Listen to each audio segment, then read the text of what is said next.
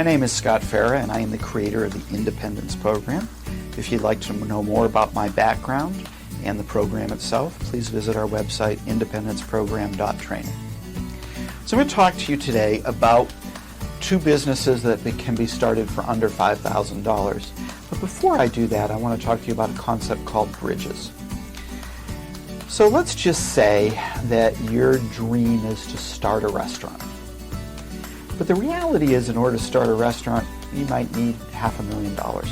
And that can come from a variety of sources. It can come from bank loans. It can come from equity that you've raised from other people. But almost always, you're going to have to put some money into the deal. So here you are, you don't have any money, and maybe you feel like you need to raise $100,000 to open your restaurant.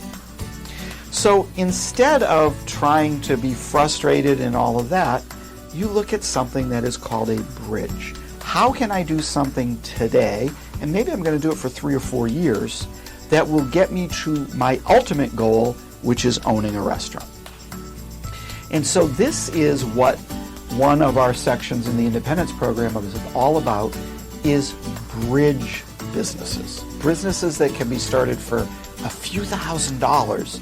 They can generate income, and when you're generating the income, you set aside X dollars of every dollar that you get to go ahead and put for your dream, which in our pretend example is a restaurant. Okay. Maybe two different ones. Let's start with a home bakery. Now, if you're a person who knows how to bake, personally I don't, but you could generate a nice little source of income like this. If you've ever worked in an office or been around an office, people sit around and they get bored and they get hungry, and so you have made in your home bakery muffins and cookies as an example. Now you go walk through an office at 2 o'clock in the afternoon. You could basically charge anything you wanted for the cookies and muffins because people are going to buy them. Fresh baked muffins, fresh baked cookies, you can get creative. And you make a deal with the manager, give them free food, give them a small percentage, so they'll let you walk through and sell your muffins and cookies or whatever you bake. Well, that's a good start. Now let's go to the next level, okay?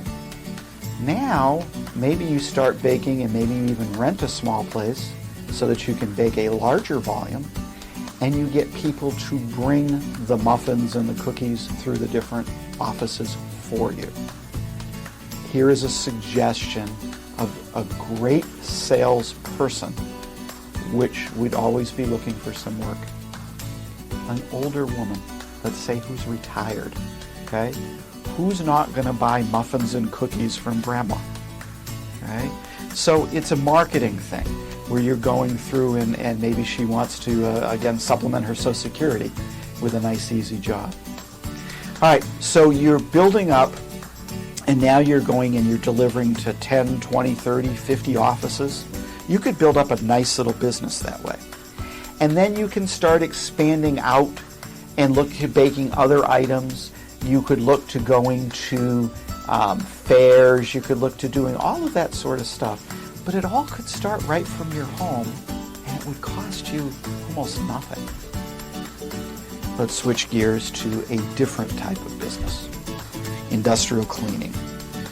I know a number of people who have done this and been successful at it. You go to a job site. You go to a place where there's been a fire. You go work with the managers of apartments who want to clean out after people have been evicted. It's messy work. It's scummy work. But people will pay for it. How does it? It's real simple. You go to a local dumpster place and you rent a dumpster. And obviously that dumpster rent is going to be a function of the type of stuff you're going to be throwing in there. They drop the dumpster off right at, let's say, a burned house site. They drop it off. You fill it up. You call them when it's full. They haul it away and put a new one in. One of my friends that did this is making almost $1,000 a day doing this in the Nashville area. Okay? It's, like I said, it isn't pleasant work, but it's a way to generate some quick income. And what did it cost you? Nothing. You had to rent the dumpster. You had to make up some business cards. You don't even need a website to do this. You can turn around and create a job for yourself. And now you're taking that money and you're setting aside a portion of each dollar for your long-term goal, for your restaurant or whatever it is that you want to own. The whole idea of these things is to look for ways to bridge the gap, to get you where you want to go. But that doesn't mean that these businesses can't be successful in and of themselves. If you'd like to see some more businesses that you can start for under $5,000, feel free to go to our website, independenceprogram.training.